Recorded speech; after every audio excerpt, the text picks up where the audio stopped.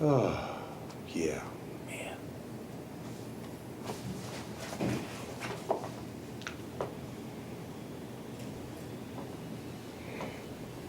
All right, ready for the day.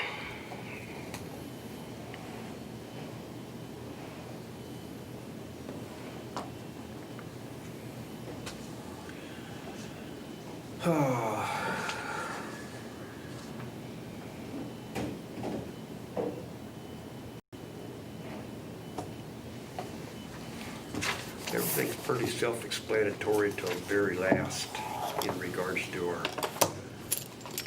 CRF. And it's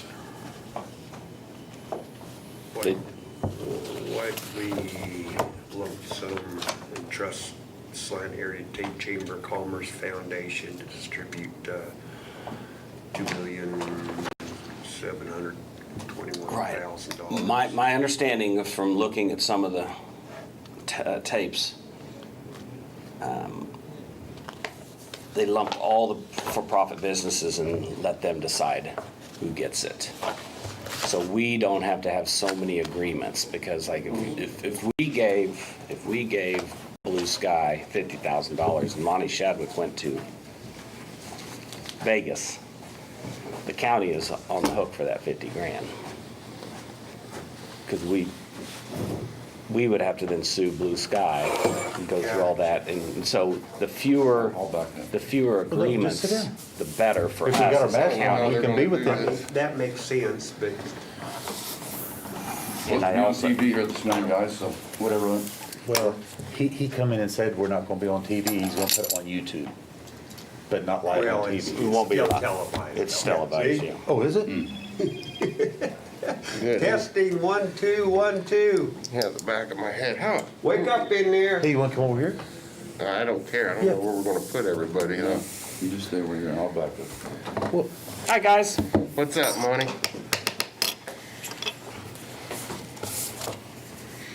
Got my finger re-broke yesterday. That was quite the fun. On purpose?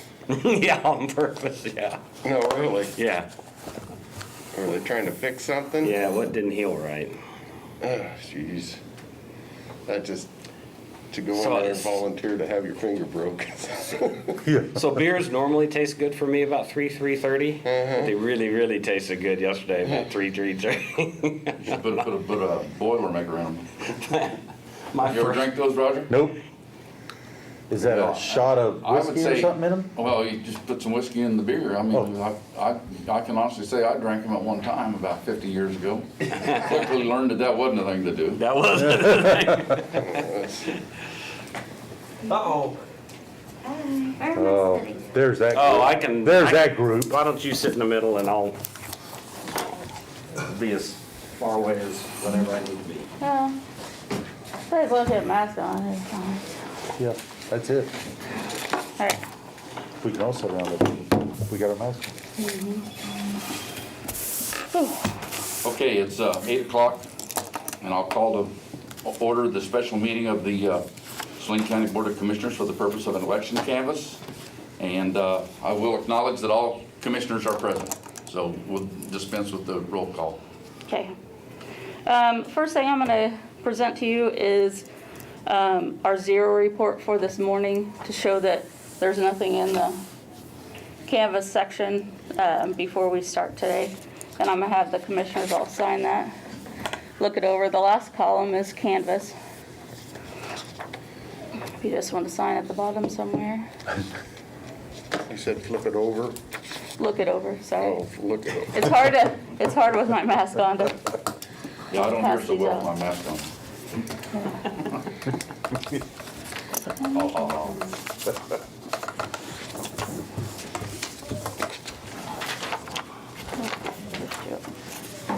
get one to fill.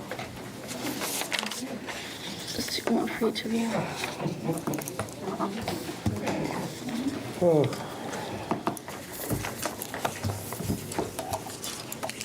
It's just Okay, a Jamie, copy for everyone. Yes. Okay.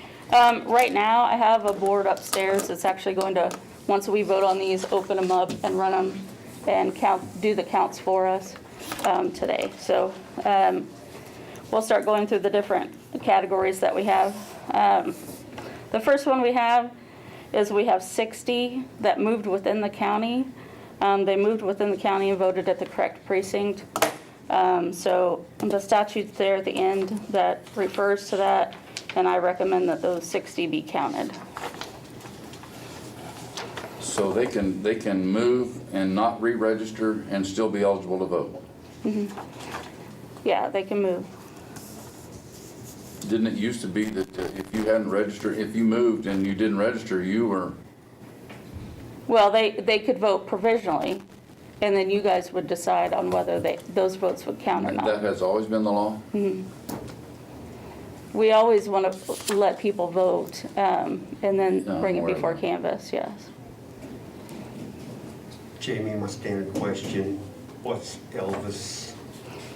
It's our election voter information system, so they refer to Elvis. Acronyms. Yeah, You think I'd remember that after 2 years, wouldn't you? 2 years. You've done it more Do than do that. they have to show proof that they've moved in, like, water bill or? No. anything? They just tell you they moved?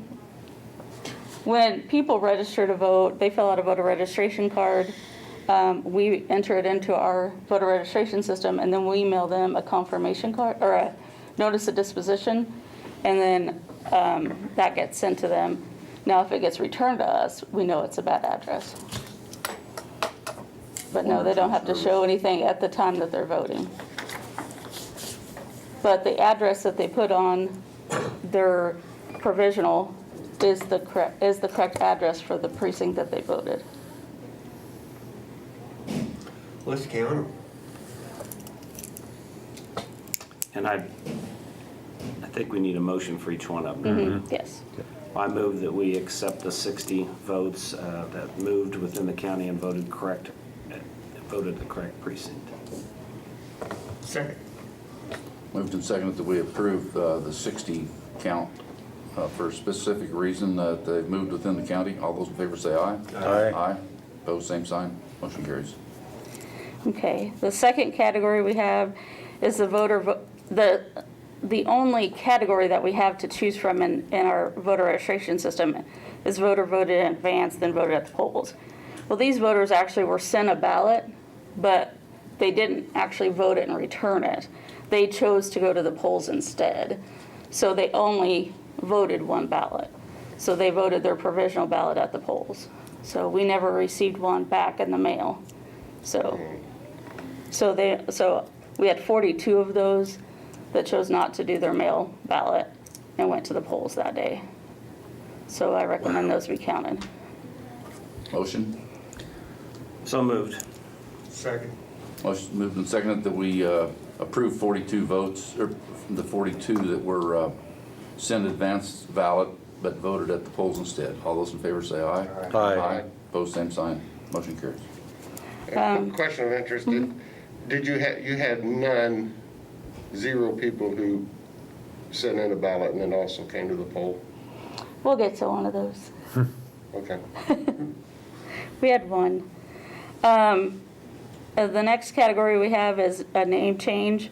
We had 4 that changed the name but voted in the correct precinct, so they voted provisionally to update their voter registration. So those I recommend be counted. Move we approve. Are there questions? Okay. And it's been moved and seconded that we approve 4 votes that were sent in advance, changed name and voted in the correct precinct. All those in favor, please say aye. Aye. Opposed, same sign. Motion carries. Okay. The next one is a clerical error. These were ones that poll workers thought the voter should be provisional, but they weren't actually a provisional. And those are categories like they were unaffiliated voters, and sometimes the poll workers think those are provisional voters when all they have to do is affiliate. So we have situations like that. So they were processed as provisional, but actually weren't a provisional voter. So they were in the right precinct. Their voter registration was actually correct. They were just processed by the poll worker incorrectly. So Would those have happened at one registration spot or no, they're throughout multiple. the It's just county? A little bit bits of here and everywhere. there, yeah. So it wasn't a huge No, error we had for a one. lot of new election workers, so it was just Sure. kind of sporadic. Sure. So it just, those things happen. Well, it's good that you're catching that. Mm-hmm. That's, But I recommend those 15 be counted. Is there further discussion? If not, I'll take a motion. so moved. Second. Moved and seconded that we approve the 15, am I saying that correctly, Jamie? To approve the 15 count, poll workers thought voter was provisional, but voter should not have been. All of those in favor of the motion, please say aye. Aye. Opposed, same sign, motion carries. The last one in the top section that you see there is a registration error. That is a voter that came in prior to Election Day to check their registration to make sure they were registered.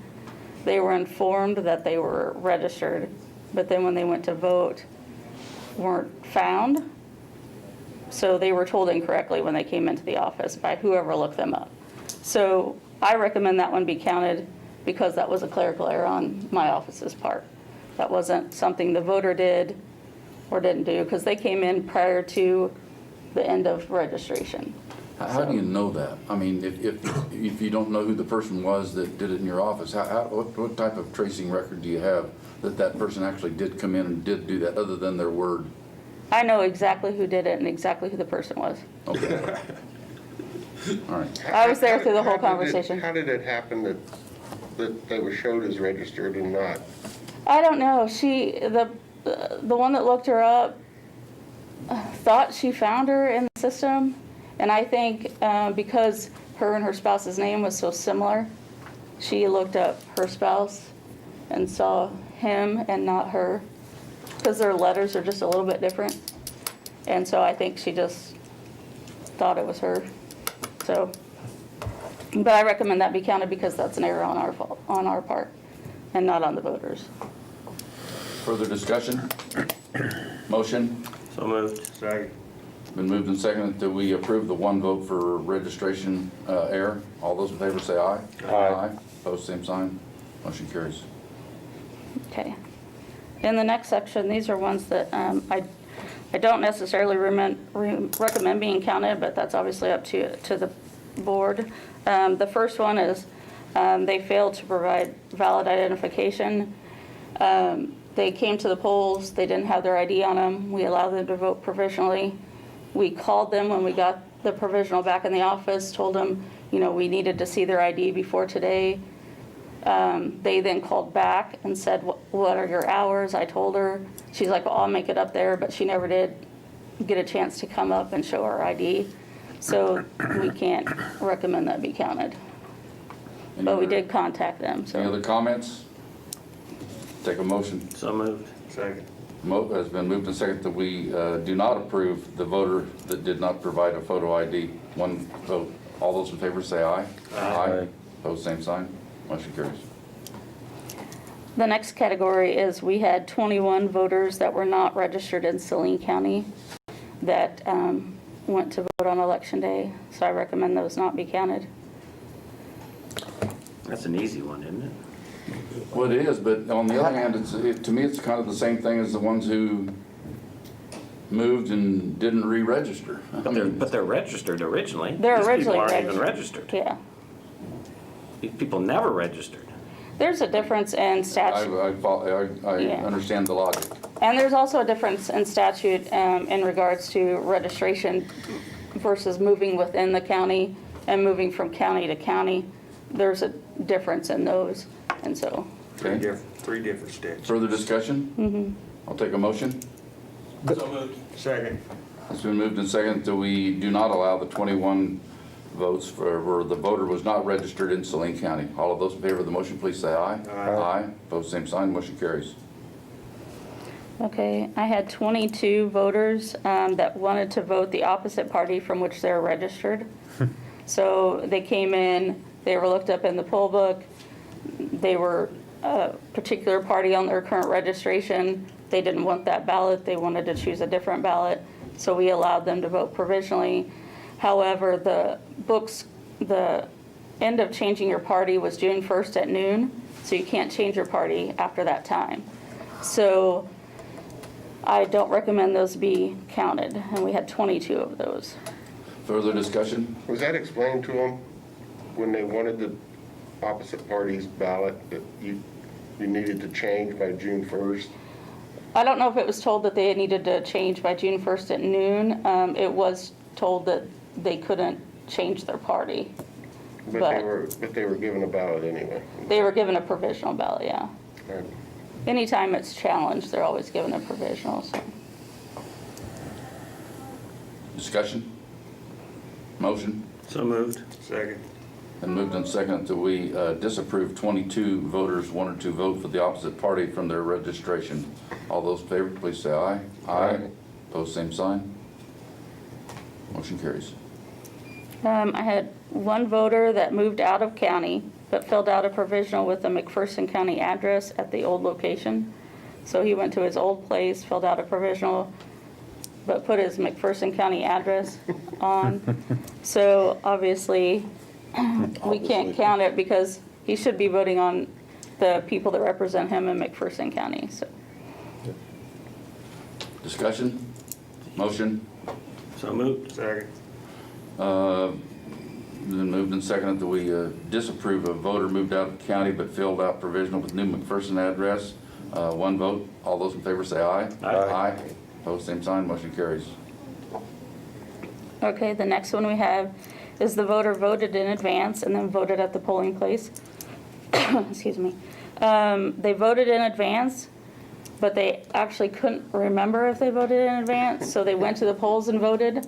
Well, obviously, we had already counted the ballot that was done in advance, so I don't recommend we count his provisional ballot. Me neither. So, yeah, so. That's where vote early, vote often came from. Well, that's great you're catching this stuff. This gives confidence to the people that, Further discussion? Motion? so moved. Aye. Second. Then moved and seconded that we disapprove the voter that voted in advance then voted at the polling place. All those in favor say aye. Aye. Aye. Opposed, same sign. Motion carries. I can't believe that only happened once, though. I mean, that was there. I would think that happened a whole lot more than that. Yeah. The next one is, it's just a provisional we got back from a polling place. The poll workers didn't fill out anything on it. The voter didn't fill out anything on it. We don't know whose it is. Obviously, we can't give someone voter credit. We don't know if it's got the right ballot in it. We don't know any information. So I don't recommend that be counted because we have no way of knowing who to give credit to and if it's been voted, it has the right ballot in it or not, so. Further discussion? Motion? So moved. Second. It's been moved and seconded that we disapprove 1 vote for no information on the voter. All those in favor say aye. Aye. Opposed, same sign. Motion carries. Okay. The next section is I have 13 that I am recommending being partially counted. We have 9 that they voted at the wrong polling location. They went to the wrong polling location, but they were either unable to or whatever, didn't want to go to their new place. So obviously, we can only partially count the races that would match the correct polling location. So, You don't have the capability of printing different precincts at all of the precincts. Is that right? If I go to the wrong polling, they can't print me out the correct ballot for my No. precinct. no, all of the machines that we program are programmed specific to that location. So it's like across the hall at McKenzie Center, it's only gonna have ballots for precinct 1 and precinct 2. That's all they're gonna have. They're not gonna have all of them. It's only when we do advance voting that we have every ballot on there, so they don't have access to do that. So when we say partial, that means all of the ballots will be counted partially. In other words, parts of that particular ballot won't be counted, parts of that particular ballot will be counted. What we do is we'll take the correct precinct ballot and the ballot they voted, we'll match them together, and whichever races are similar, those are the ones we'll count. Okay? And the other ones, we won't count those votes. Further discussion? Now, are we voting on each one? Yeah, each one, yeah. Okay. Well, so moved on the first one. so. Second. Been moved and seconded that we approve a partial count of voters at the wrong polling place. All those in favor say aye. Aye. Opposed, same sign, motion carries. The next one is moved within the county and voted the wrong ballot at the polling location. That's kind of a clerical error. They were issued the wrong ballot. I mean, they were at the right place, but were given the wrong ballot at that location. There's some places that have 6 different ballots. Well, you know, the poll worker just grabbed the wrong one and issued them the incorrect one. So we're gonna do the same thing with the partial count, is just match up those races. And we luckily only had 3 of those, so. So they did everything right. To me, that's the benefit of using the machines, because that takes the human error out of it, because we have a barcode and it scans it and automatically pulls up the correct ballot every time. There's no way to pull up the wrong ballot. But when you're handing out paper ballots and you have 6 ballots to choose from, it's easy to, when you're in a hurry It's and easy just to do accidentally. Huh? It's easy to do it? Well, when you have 6 ballots and you're in a hurry, it happens. I mean, it's just, luckily it was only 3, so. I mean, I'm not happy about it, but out of the 30-some% that we had that came in and voted, only 3 got the wrong ballot, so. 10% error? 10%? No, 3 of 30, she said, didn't she? no, of the 30%. 30% So of there the was over voters. 30,000 people that voted, All right. roughly, wasn't it? No, But, No. no, there might. well, but I remember it was a, It was big for us, but yes. it's, we had total ballots cast were 11,651. I can't change it. I train and do the best I can, and that's what happened, so. Yeah, 3 out of 11,000, that's not a bad, that's a There real, weren't 11,000 paper ballots put out. no. How many paper ballots were? I'd have to go look. I don't have that on the sheet, so.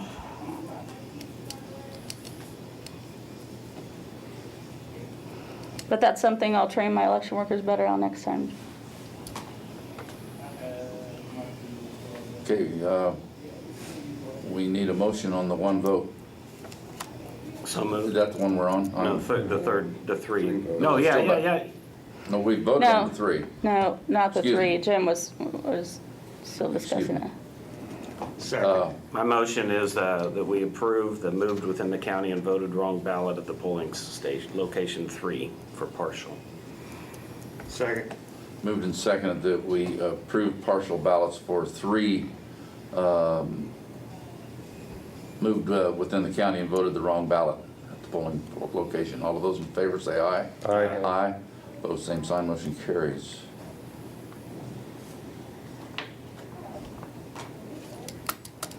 The last one was sent an advance ballot, but voted the wrong ballot at the polls instead.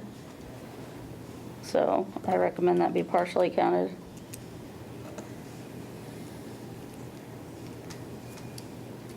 I'm a little bit lost on that one. If they voted in advance and then voted at the They polling place. they were sent one. They didn't send it back.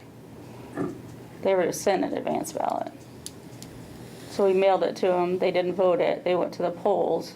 And went to And the then- wrong polling But then they place? went to the wrong, They went to the right one. They were just given the wrong ballot at the polling place.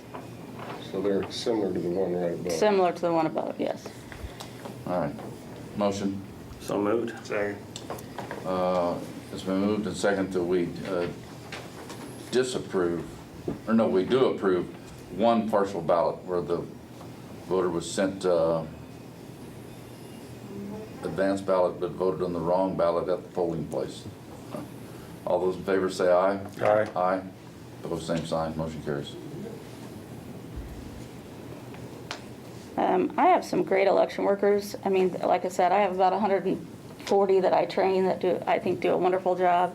I couldn't do this day without them, and I'm impressed with the way they handle things. A lot of them are new. So, this stuff unfortunately happens periodically, But I'm impressed by the way they handled things that day, so. Because we had a lot of new people with the pandemic, so. The next group that I have is just informing you of the other ones that we had. We had 5 ballots that were returned without signature, the ones that in the mail. We contacted all of them, both by phone and by letter, trying to get them to come in and sign. So luckily, we only ended up with 5. We had 23 that we rejected for receiving too late. We're actually able to receive them if they were mailed by election day. We're able to accept them up until Friday, but anything after Friday we can't accept. So we had 23 of those that came in after that. We had 25 that were returned as non-deliverable, so those people no longer live there. A lot of those are permanent advance people that we just automatically send every election, so their addresses are no longer a good address. And then we had 2 that were returned and their address that they put on the envelope, because you have to write your address on it, didn't match. And we tried to contact them and were unable to do so. So we weren't able to accept those 55, so. Couple questions, Jamie. Is somebody, the people on this, are they contacted to say that your ballot was partially counted, or your ballot was not approved, or is there any contact follow-up on these after this? Actually, what happens on election day is when they fill out their provisional information, they fill out a poll book signature, they're given a yellow receipt that tells them when the canvass is, what phone number they can call to find out if their ballot counted or not. If it was for ID, it tells them when they can bring it in. So it gives them all the information. Every provisional voter gets one of those. Okay. And that's required by law as well, so. And looking back up at the ones that we recommended no, moved out of county, but the McPherson one, surely there's a statute that they were in conflict with, isn't there? You don't have any statutes on. There wasn't one that really fit that, because it Really? wasn't in that, there's a 30-day window. If you moved within 30 days, you can vote at your old polling location. It was outside of that 30 days. So there wasn't, other than he wasn't registered in Saline County. I mean, Okay. but there really isn't a statute for that, so that was specific to that situation. Okay, so now the process, you take this back upstairs and now we're not done, is that correct? Right. We'll come back with the results once the board gets done with counting everything. Cool. Which will probably be, right after your commission meeting. They'll probably be done with everything. So for the time being though, this meeting will Recess, you think? Recess. recess. I mean, how do we recess and go into another meeting? And then I would say we end this meeting, Yeah, that's fine. and then call it to order, a different one too for final. That's a good idea. Okay. So I would take a motion for adjournment at this point. So moved. Second. Then moved and seconded, we adjourn. All those in favor say aye. Aye. We're adjourned, 8:25. Good job. Thank you.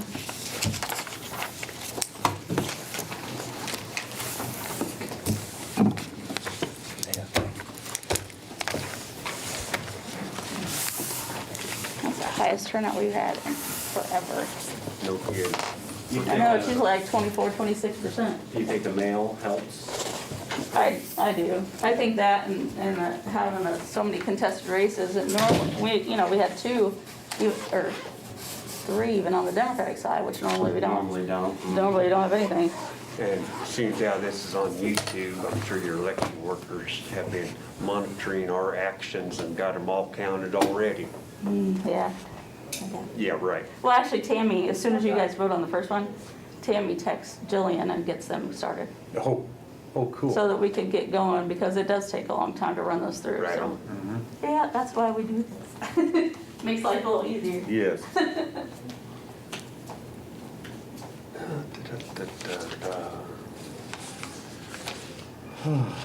I can put some duct tape over the lens, right? Yeah.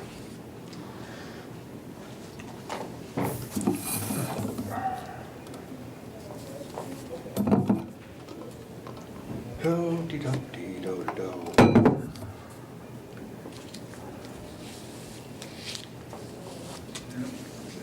Sure wish somebody tell me or clarify what the Chamber Foundation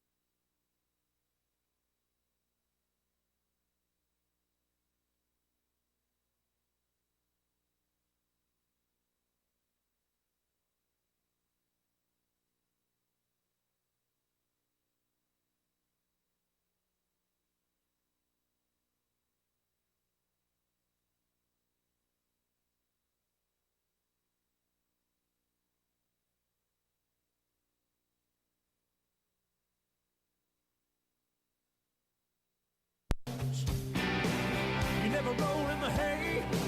You're never calling in four-wheel. Climb up on in here, girl. Let me show you how country feels. Put your hair down. Get you some of this laid on back. Kick your shoes off, kick 'em off. Get you some of this slow down fast. I'll take you up and down these hollers and hills. Let me show.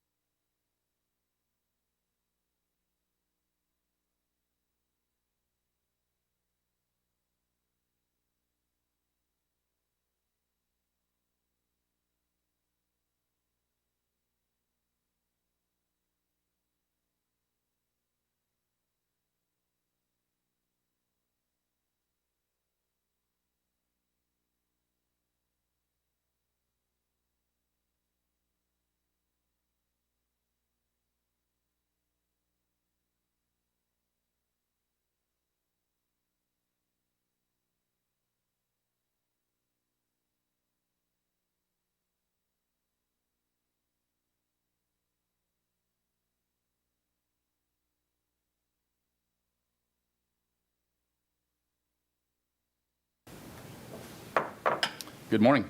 I call to order the August 11th, 2020 meeting of the Saline County Board of Commissioners. Will the clerk please call the roll? Mr. Chadwick? Here. Mr. Sparks? Here. Mr. Richardson? Here. Here. Mr. White? Here. I ask that you please stand and join me in a flag salute followed by a moment of silence. I pledge allegiance to the flag of the United States of America and to the republic for which it stands, one nation, under God, indivisible, with liberty and justice for all. Thank you.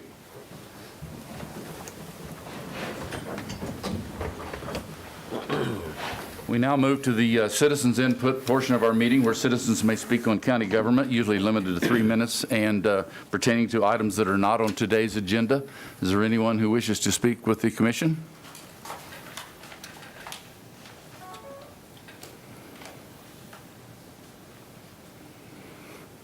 Good morning, Commissioner. Good morning.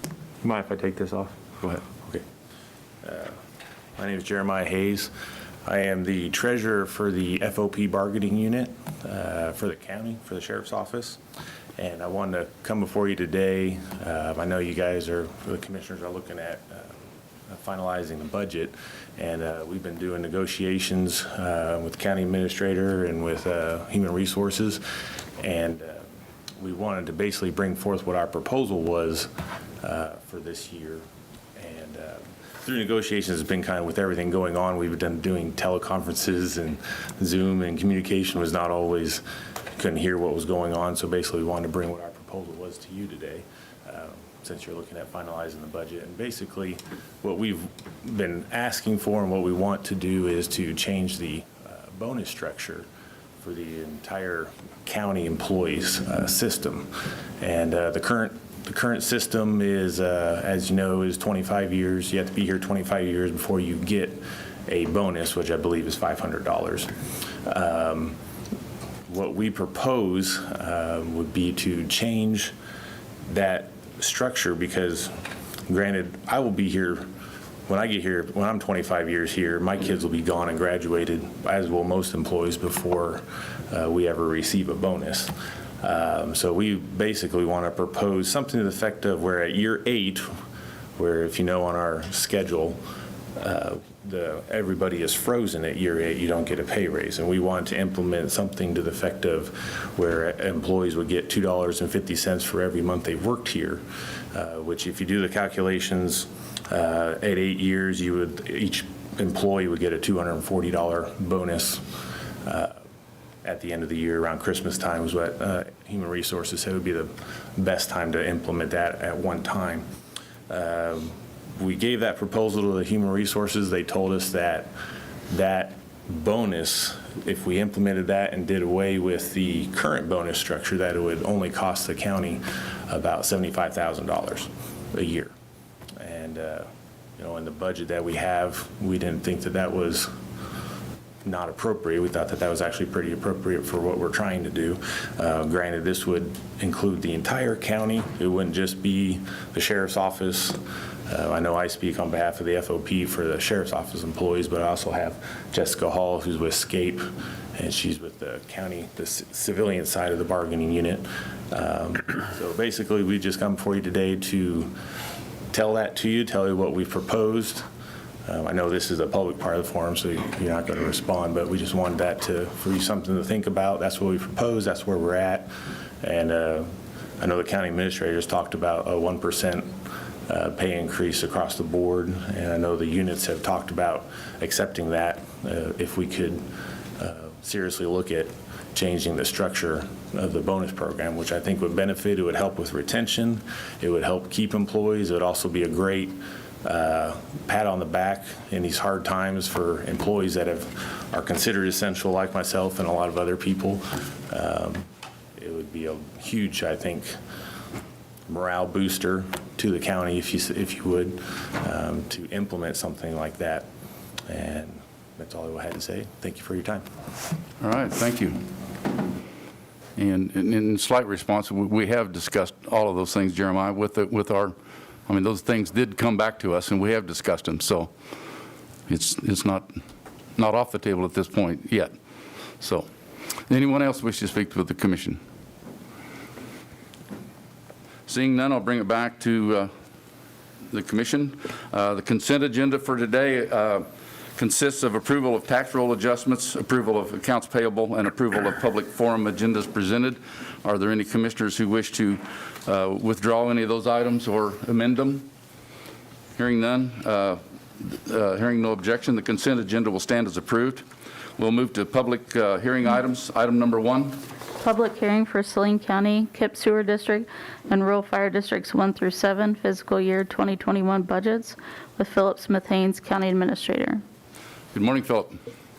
Good morning, Mr. Chair, members of the commission. I will be very brief because the point of this is to hear from the public, not from me. The county budget that is before the public and the commission today would be a total expenditure of county funds in the amount of $52,517,823, which represents no increase in the mill levy for county funds and is under the tax lid. Additional $962,314 would be expenditure for the various special districts. The budget was published as required on July 29th. It has also been available on the county website and a public copy for viewing in our office. At this point, I would ask the commission to open the public hearing, take any public comments, close the hearing, and then move on to the action item. All right, this time I will open it to any public comments regarding the 2021 budget.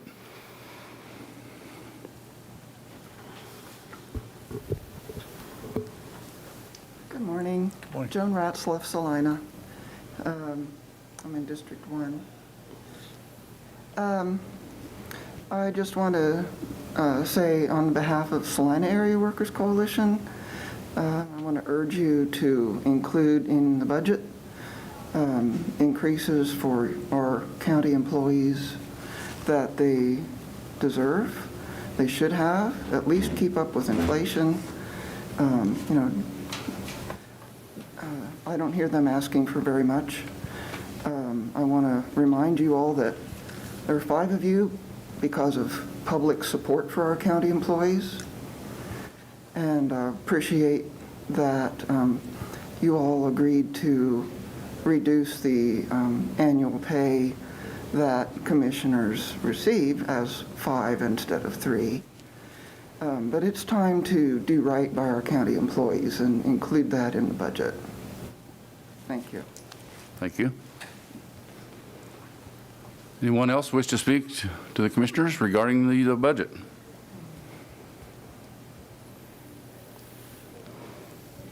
Seeing none, I'll bring it back to the commission for comments and questions and so forth.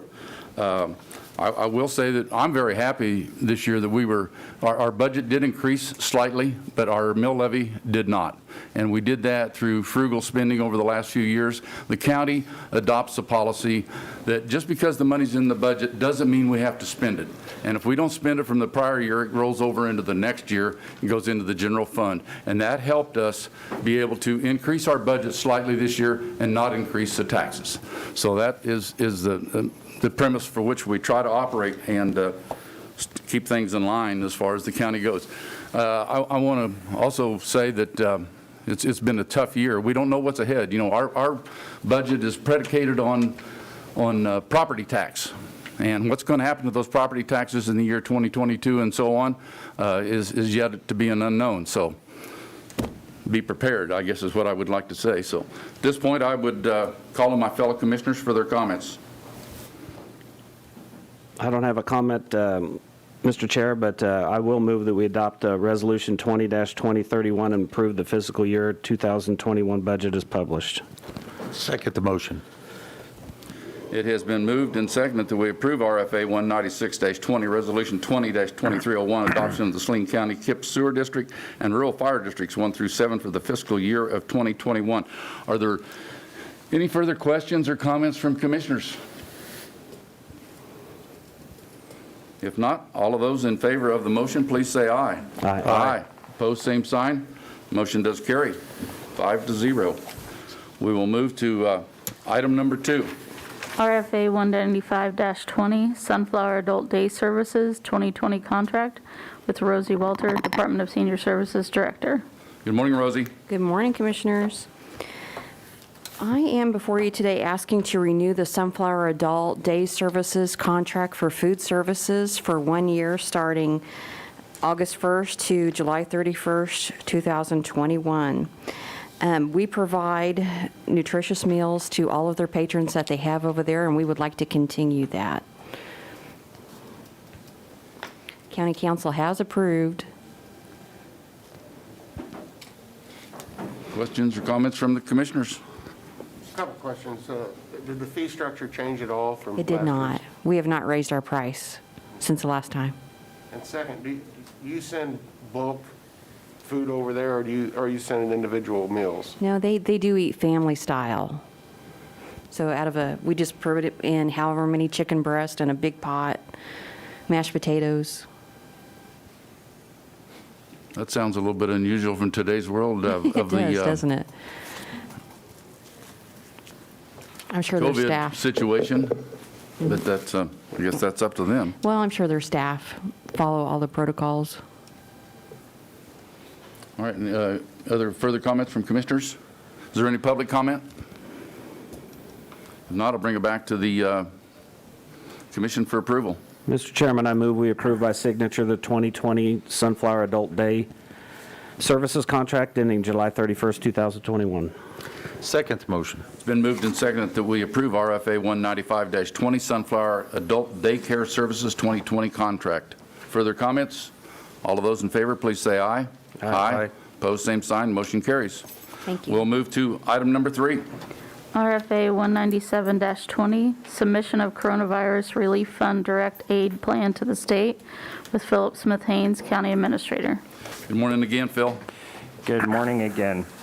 So in the earlier action from our office, the commission approved a budget of about $52 million for the county that was based on many months of work and a long-standing tradition of state law and clear expectations of what our requirements are.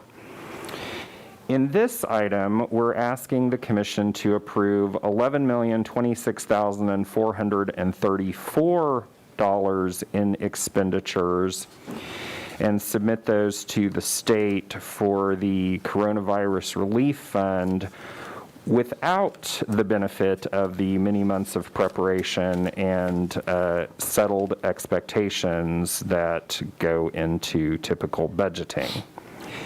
In this case, the state of Kansas has passed through federal money with very limited guidance.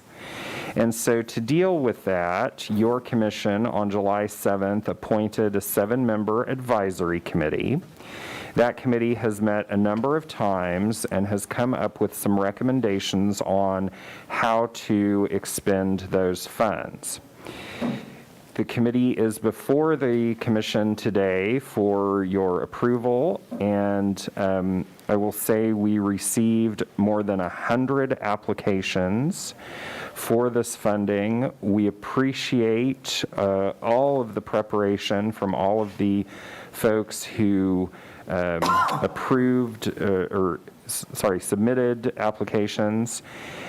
Ultimately, the committee's recommendations were transmitted to commissioners last evening, and I'm pleased to note that although we didn't start out this way, the committee ultimately came to a pretty wide spread of the funds around the community and among the different applications. So it's going roughly a quarter to nonprofits, a quarter to for-profit businesses, a quarter to education, and a quarter-ish to governmental agencies. So what's on the screen behind me is the order of the different recommendations from the committee from largest to smallest, and I will just go through the first few here for the benefit of the commission, and then I'll be happy to answer questions from the commission, take public comment. I know there are several of the committee members who are here today. The largest recommendation from the committee is for a partnership between the county and the Salina Area Chamber of Commerce Foundation. The foundation requested $3 million in funding. The committee is ultimately recommending just over $2.7 million of that funding. And this would be for the purpose of creating a grant program for small businesses in the community that have been impacted by the COVID-19 pandemic. This is one of the clear directives in the federal guidance. There's, as I mentioned earlier, not a lot of clarity in the state and federal guidance, but benefits to small businesses is something that's clearly spelled out in the federal guidance. We did have over 37 businesses in the community that did submit applications. The committee ultimately decided, rather than trying to weigh each of those individual applications and weigh through them, it would be in our interest to create a program to get further information from each of those businesses and include businesses that did not submit in the very tight time frame. The second application is for USD 305, and education is another clear high priority. As you know, the school systems are facing reopening decisions at this point in time, and so getting funding to our schools to allow them to safely educate children in the face of the COVID-19 pandemic was a clear priority both for this committee and for the state guidance. The third highest, I believe, is the city of Salina. Yes, so as you know, the city of Salina has been impacted dramatically by the COVID-19 pandemic. Unfortunately, one of the stipulations in the federal funding is that it cannot be used to replace lost revenues from local governments. However, the city did identify a number of expenditures that they have had related to the pandemic, and we do believe that this will assist the city in their recovery efforts. Next is the county. This includes a number of programs, including our administration of the fund itself, our reimbursements for costs that we've already expended, and about $325,000 in new programs that are proposed by the county for things like telework. Then we have a number of other recommendations that are spread out around a number of nonprofits in the community. The couple of the big ones are the Salina Family Health Care Center. This would allow them to purchase a mobile medical and dental unit that they could deploy around the community so folks didn't have to travel to doctors' offices during the pandemic. Child Care Aware would create a grant program for child care centers. Child care is a clear priority of the committee as well as the business community in allowing parents to return to work. And then finally, I'll mention the YMCA. This funding request funds about 5 or 6 different programs within the YMCA, several of which are partnerships with other entities within the community. So I'll stop there. Again, be happy to answer questions about anything on the list, any of the committee recommendations. Finally, I will say in a normal situation, we would have had an opportunity for the commission to have had a lot more time to go through all of this and give some feedback to the committee and so forth, but that's just simply not the case in this situation. The state is requiring us to submit a plan by this Saturday, and so that's where we are, and I thank the committee members for all of their hard work. Well, first, let me echo that comment, and I want to thank the committee for their hard work, their due diligence, their willingness to get in here and roll up their sleeves right away. Philip Smith-Haynes, our administrator, was the chairman. Our emergency preparedness director, Michelle Barkley, also served. I see members out there, Kristen Gunn and Charles Roth and Pam Smith, along with Dr. Dirk Hutchinson and Tom Bell were on that committee, and from what I've heard, they really worked hard. The governor and the Spark committee gave us, literally, and the committee, not much time to get this done. And as Phil said, the commissioners got this last night a little after 5 o'clock. People my age go to bed right after sundown anyway, so I haven't had a lot of time to and sometimes before sundown. But at any rate, we appreciate your hard work, and this is pretty impressive to me. I do have a question regarding the very first one, the Salina Area Chamber of Commerce. That money, they will, and you explained what they were going to do with it. Does that ultimately come back to us for approval? Yeah, the committee had a number of recommendations around how they would like to see such a program structured. And so if your commission approves this, and Chamber Executive Director Eric Brown and I plan to meet later this week and start hashing out some of those things.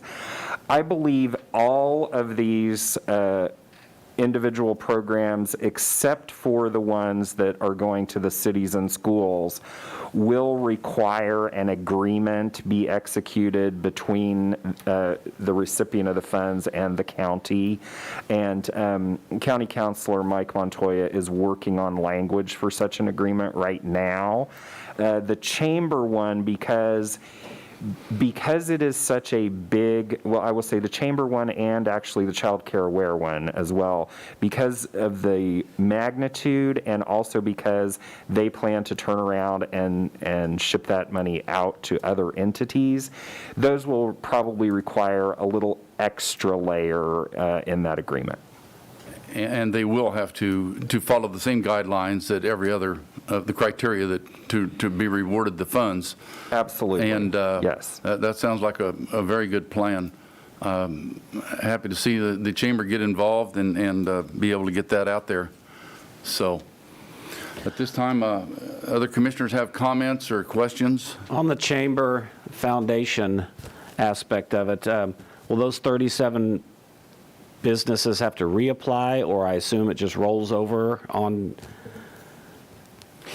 So that's one of the things, Eric and I will talk about, but the committee certainly said that we would prefer that we just give those 37 to the chamber and let them deal with it. Now, whether the chamber requires some additional information or how that works, I will note in the chamber's proposal, they had proposed a maximum dollar amount for each business based on number of employees and so forth. And some of these businesses requested very small amounts, some requested very large amounts. Right. So I think there would need to be some tweaking to those applications to fit the chamber's program, but certainly better than not funding any of them. Will they be under a certain time frame? I know it's kind of an end of the year thing. Thank you, Commissioner Shadwick. Yes, I should have mentioned that in addition to the rushed process on the front end of all of this, there is a tight time frame for expending all of the funds. All of these funds, the entire $11,026,434 must be expended by December 30th of this year. So the chamber will absolutely be under a tight time frame for getting those monies out into the community, as will all of the other recipients. One more question, Mr. Chairman. Remind me the accountability aspect of this.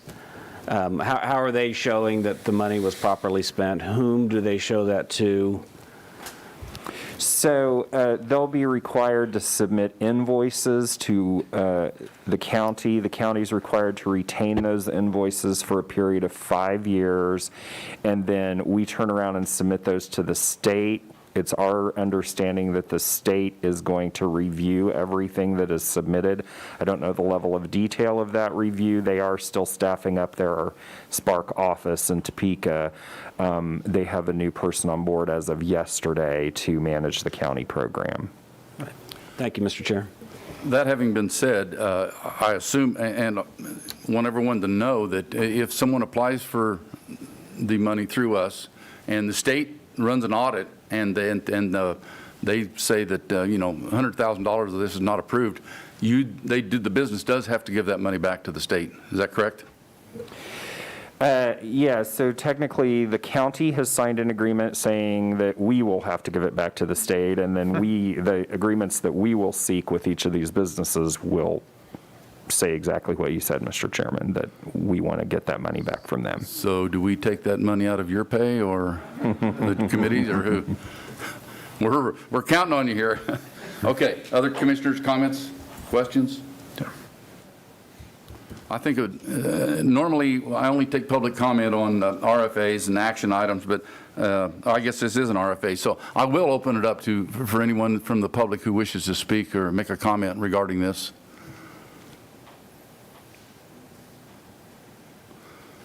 Please give us your name and address, please. Good morning, Commissioners. My name is Lori Barnett, and my address is 2196 Wesley here in Salina. I was one of the 37 that applied for the grant. I would like to say I appreciate all the work that the committee has done on this. I understand the slight timeline that they had in getting this processed, but I will say that it's a little frustrating.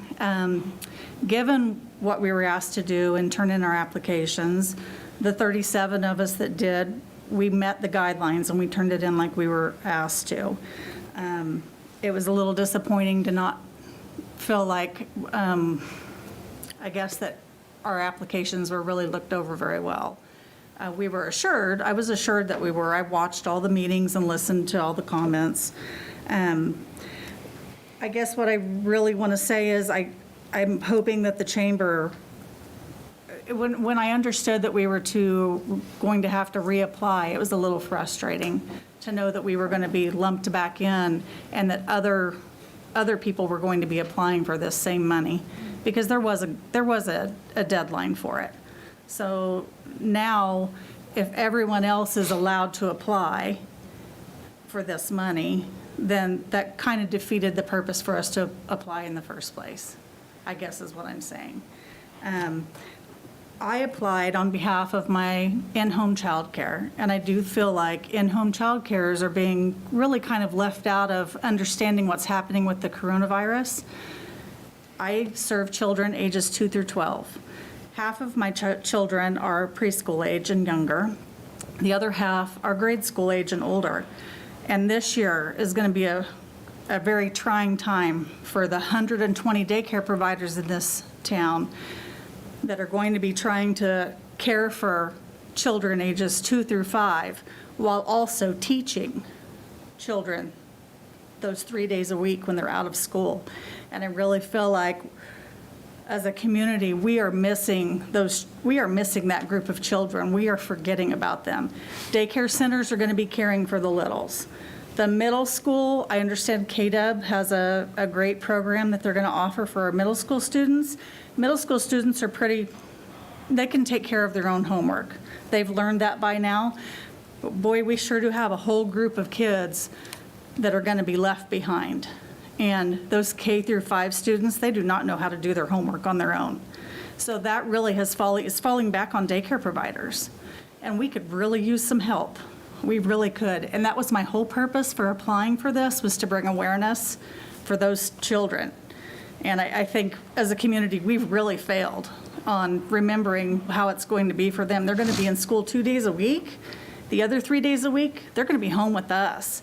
And that is a job that we didn't ask for, but we're willing to take on. And I feel very passionate about it, and I'm very, very worried for these children. I'm going to have 6 students in my home that I'm going to be trying to teach at the same time I'm watching 6 other children, plus taking them all to school and picking them up. And it's a lot. It's really a lot. And this money that we'll be receiving from the, trying to think, it'd be the Child Care Aware. I believe that they ask for a grant. That money is not going to help us teach these kids. And the money that I applied for was so that I could hire a second person to come in and help me teach.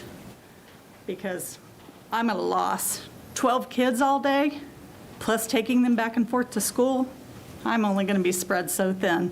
And I'm going to do my very best because I love each and every one of them.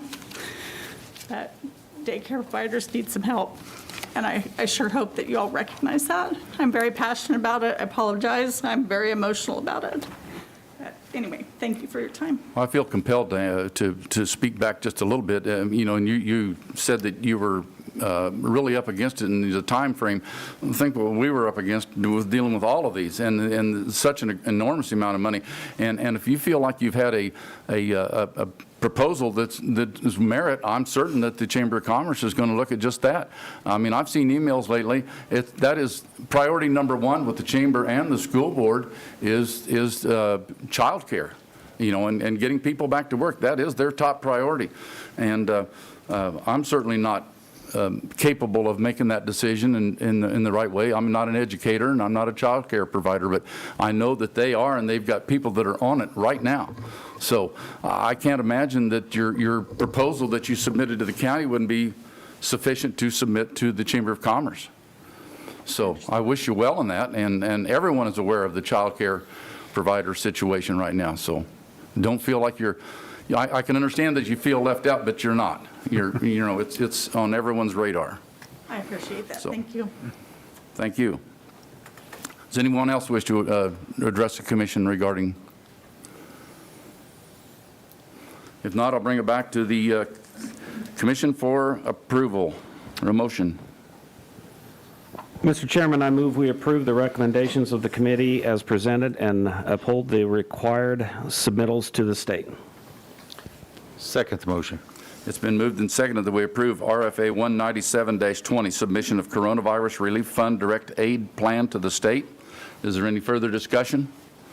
All of those in favor of the motion, please say aye. Aye. Aye. Opposed, same sign. The motion does carry. Again, I want to thank the committee so much for their hard work and due diligence in this emergency situation. So thanks to each of you. We'll move on to item number 4. Resolution 20-2297, review of Section 6 mask mandate with Jason Tiller, Health Department Director. Good morning, Jason. Good morning, gentlemen, everybody. Good. So it's been 2 weeks.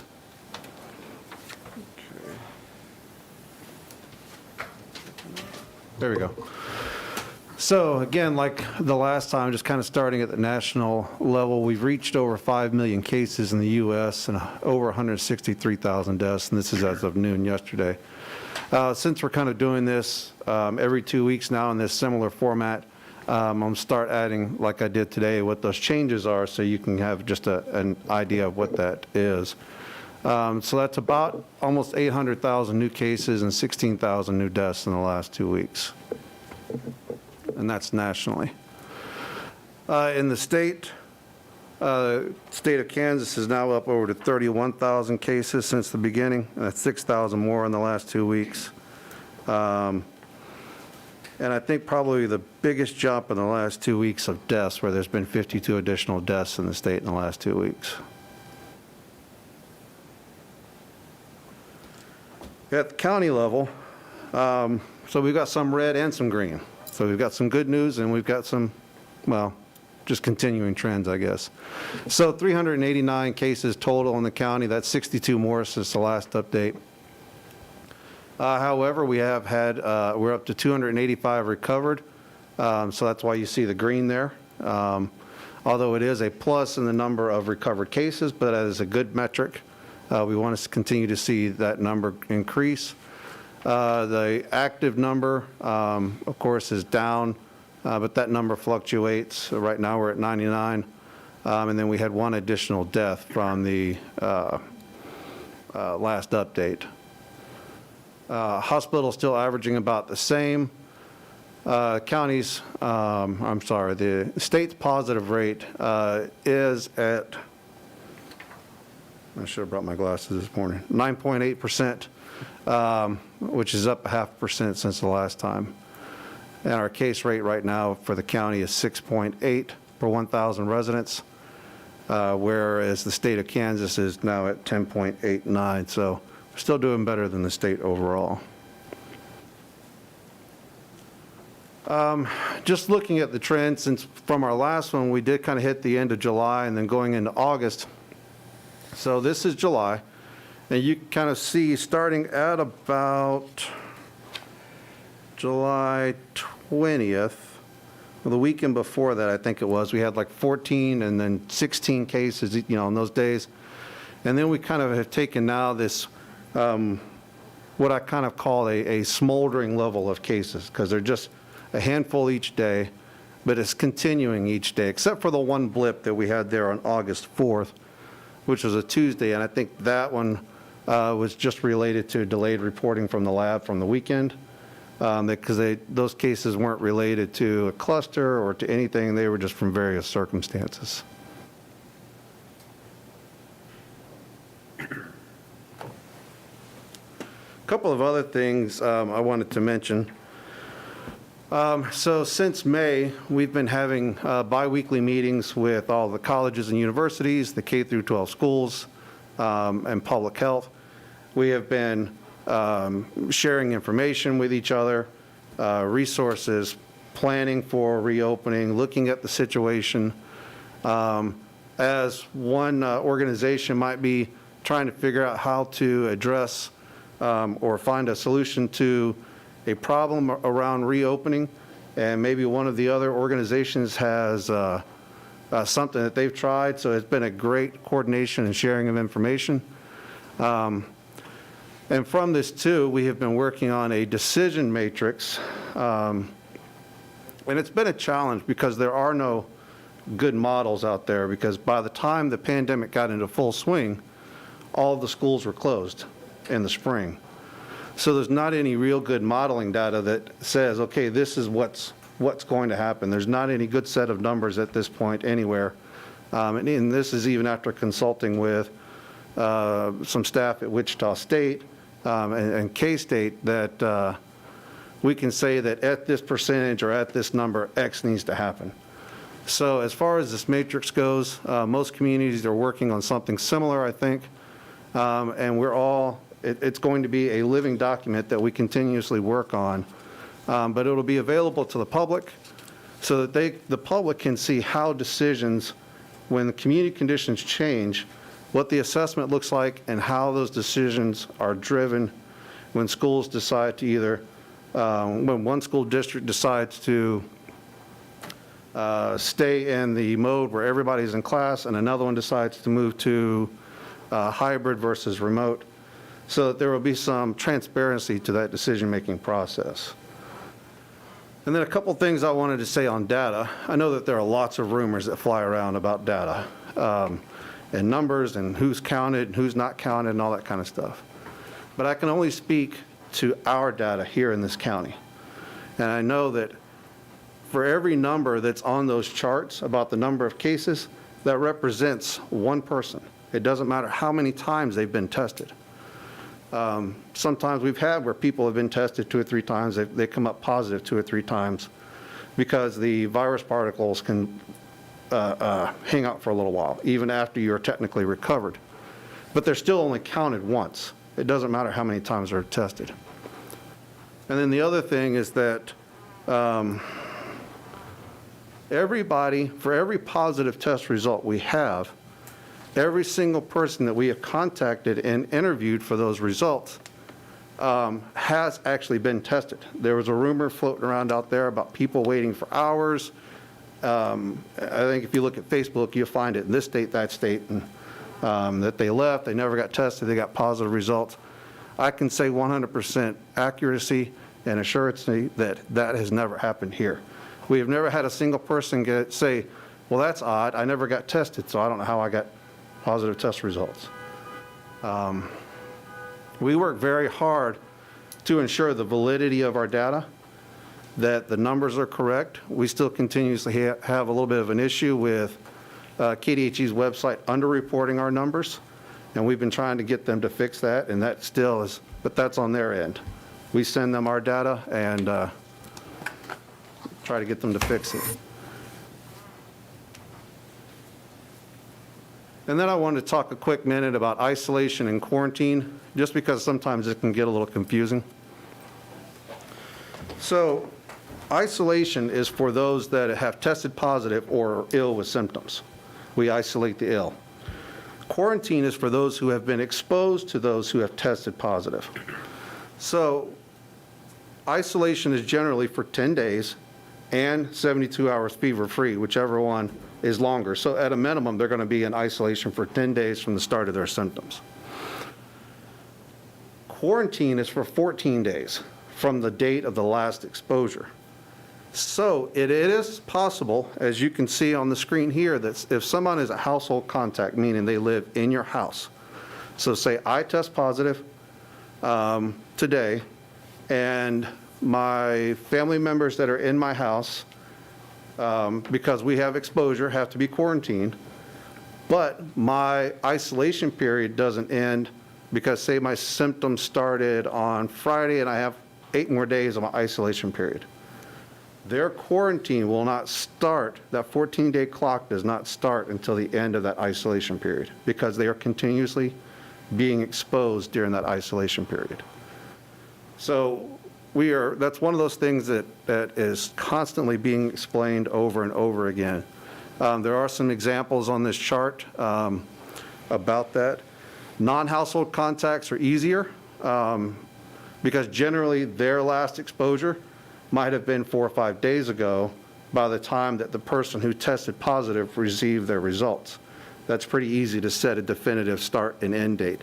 But it's the household contacts that are sometimes harder to set those dates for, because it just depends on when that exposure ends. On the other side, if somebody is in their 14-day quarantine and then on day 14 develops symptoms and gets tested and is positive, then that would start the 10-day isolation period.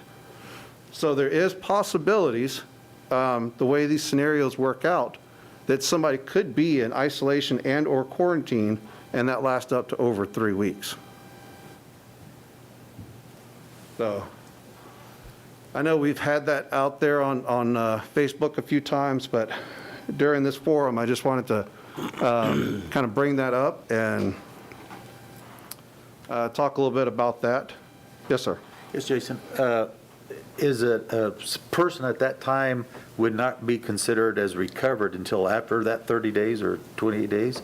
So the person that is positive, in order to be considered recovered, they have to have a significant reduction in symptoms, have finished their isolation, that 10 days isolation, and be fever-free for 72 hours without using medications. Originally, back in the beginning, you had to have 2 tests 24 hours apart, but that wasn't feasible when there wasn't enough testing.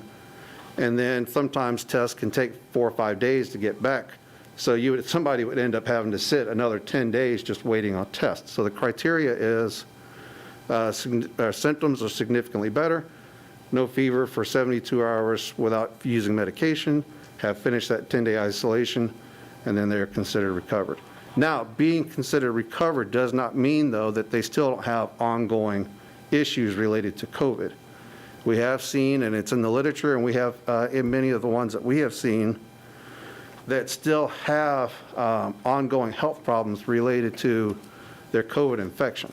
So they're not considered active anymore. They have recovered in the sense that infectious period is over.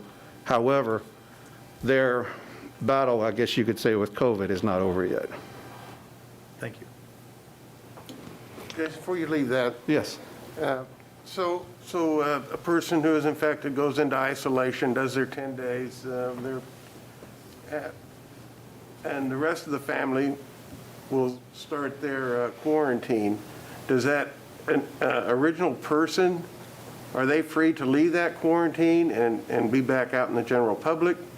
So the original person that was infected, once they finish their isolation period, yes. The rest of the family members are in their quarantine, but the original person who was the index case for the household, once they finish their isolation period and have been released from isolation, yes, they can leave the home. At that point, they're not shown to transmit it anymore. Well, Mr. Chair, as I said 2 weeks ago, I appreciate my fellow commissioners putting up with this part of my motion that we do this every 2 weeks. And so it is not my intentions, obviously, to make a motion that we get rid of it right now. But I do think, I learned something, and I think the public learns something every time that Jason presents like this, and I still think it's helpful for us to do that, especially the myths that are out there. Yes, sir. You're coming up with some very valuable information for us to make the decisions, and helps the public also in their understanding of what's going on, because I too have heard some of the things that you've absolutely said, and get into some pretty good discussions with a couple of my friends over it, and so it's valuable information. I'll win the next argument with those guys, I can tell you that. Might have won anyway. The one that I can at least speak to is, the rumor that when people turn around in the long lines, that they get, tested and it says positive. And I can only speak to my experience. And yes, I did have to wait an hour in line. And I did see people turn around. But you don't register your name until you're the car right in front of the testing thing. Right. So they never knew Monty Shadwick was in line until after an hour when I got to the first tent, and then you registered, and then you went and you got tested. So anybody that turned around, now again, that's only my experience, but I can't imagine it being different in any other situation. So like when Walmart was doing the drive-through testing, there was an appointment list, like it is when you go to the doctor and they have your appointment list of who's scheduled to show up that day. But that doesn't really count until the end of the day when whoever actually showed up, that's the names that get counted that day for who actually, and it was the same way. Their appointment list wasn't useful for us in a sense of who actually got tested for trying to make sure that we were reconciling to have results. We had to know at the end of the day who actually got tested. Right. And so, yeah. Do you believe that we are getting the right people tested? Do you think people are not getting tested because they're worried about the delays and it just doesn't matter? I mean, that's one of the things you hear about, and I'd like to know your thoughts on that. I think sometimes some of the reason that people don't get tested is that because they know by getting tested that they're going to have to miss work. Wow. And so I think that's one aspect of it. One of the things that we're kind of running into lately, and we're trying to educate people, is the stipulations under the Family First Coronavirus Relief Act, and how that 80 hours works, and I think Maryland's already left, but and then how businesses are supposed to, work with that act in relation to like family medical leave, what businesses actually qualify, because we've had, at times a couple of people call and say, well, if I'm on isolation, they're going to fire me. Well, technically, I'm not an HR person, but our understanding is that they are not supposed to be able to do that under that Family First. But again, we have kind of started steering them toward Kansas Legal Services. Definitely tell them to talk to their HR to make sure of what their options are under that act. And then, but I think that's one of the bigger issues. Jason, let me ask hopefully it has a short answer to it, but if someone is feeling, like they need to be tested, what's the process? Contact their primary care Contact provider. their primary physician, and they will then guide them in the direction that they need to go, where to get tested, so on. Right. So what a lot of them are doing is just kind of a primary screening over the phone. If they determine that, yes, this sounds like COVID, or you've had exposure to COVID, then they'll direct you to one place to drive through like Stat Care or someplace like that and get tested. Or if you're going to come to, like, say, Salina Family, come to this specific door, this is where testing's happening. If it's something else or it's unsure, then they'll do additional screening, have them come in, make an appointment, that kind of stuff, because every illness is not COVID. Every accident is not COVID. No matter what they see, not everything is counted as COVID. So they want to make sure that they are doing the right screening to get them the right treatment, so. Okay, that makes a lot of sense, and encourage people to contact their primary physician. And your sinus headache does not mean you have COVID necessarily. Not necessarily, no. Yeah. Okay, any other questions from commissioners? Yeah, a couple. When you're speaking about testing, some of the problems have been as the length of time to get the results. And are the quick turnaround tests now available in Saline County? Are you seeing those available? And to follow up, what is the validity of the test itself? You hear about a lot of false tests. Right. So the gold standard of testing is the PCR, and that's the one going up the nose. Whether it is the very all the way back, feel like it's tickling your brain swab, or they do have another one that kind of what they call anterior nares that kind of goes not quite as far back, but those are still PCR, and those are the gold standard. The point of care, like quick tests that you're referring to, they are from my understanding, a rapid PCR. I believe the hospital has a small handful that they basically reserve for like really sick and they need to know now kind of thing. The issue with trying to get those is a supply chain issue. They're just not being produced fast enough to be able to get into the hands of all the hospitals and everywhere else that need them.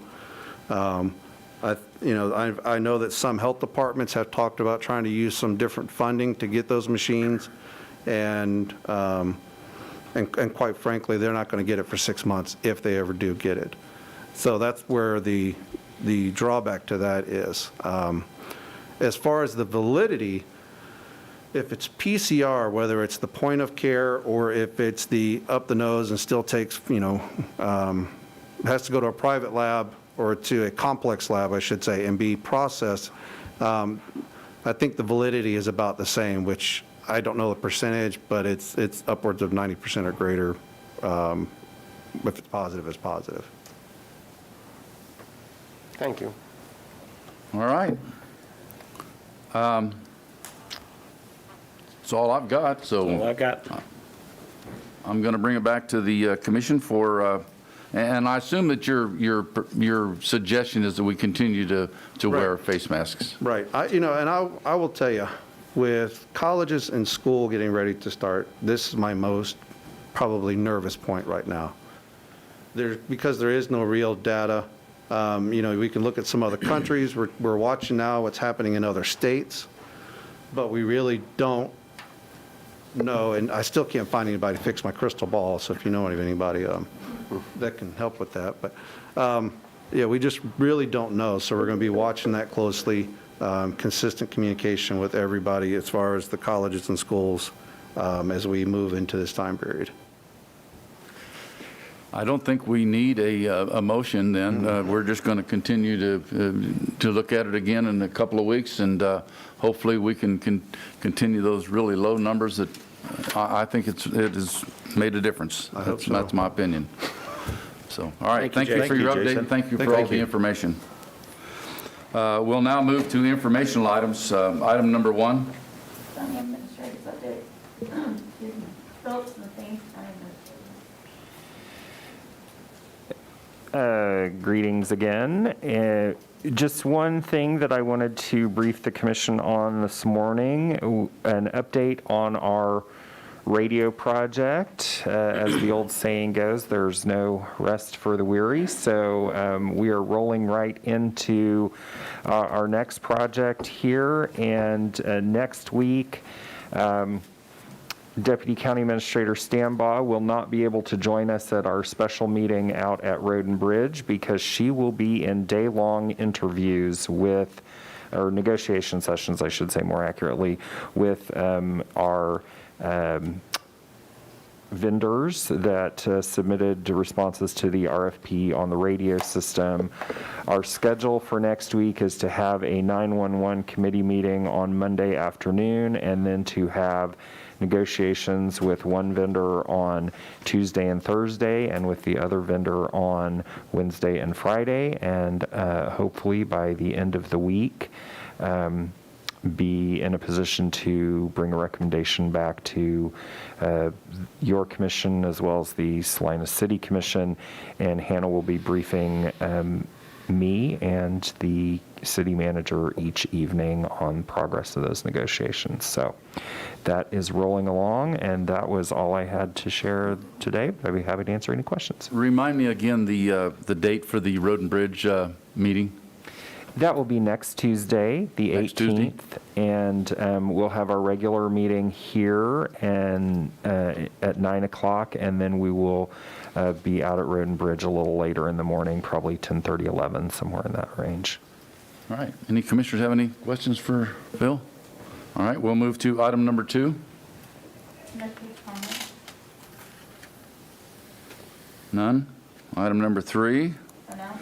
I will say that we will adjourn this meeting directly and immediately reconvene to finalize the vote canvass, and that will be immediately following this meeting. I assume that they've brought that to you, Jamie? Not yet, they're almost done. So they're finishing it up right now. Okay. I would take a motion for adjournment. So moved. Second. It's been moved and seconded that we adjourn today's meeting. All those in favor say aye. Aye. Aye. Opposed, same sign. We're adjourned.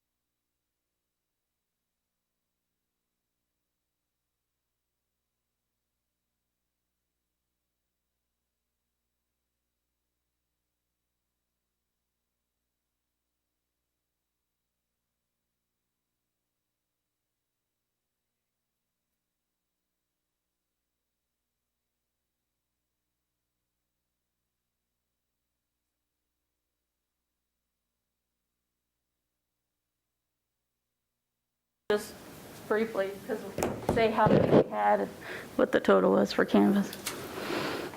I call to order the special meeting for the recap on the 2020 primary election, and I will, let Jamie recap it for us. Okay, we had the 122 that you accepted this morning, and the 13 that we had were partial counts. So if you look at the results, there's 135 that are in the Canvas section of your results. So that's the final tally for the 2020 primary.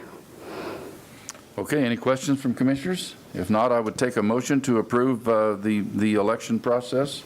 So moved. Canvas. Second? It's been moved and seconded that we approve the canvas of the Saline County primary vote. All those in favor say aye. Aye. Aye. Opposed, same sign. Motion carries. I would ask for a motion for adjournment. So moved. Second. Been moved and seconded that we adjourn today's meeting. All those in favor say aye. Aye. Aye. Opposed, same sign. We're adjourned. Thank you for watching. Thank you. Are we signing?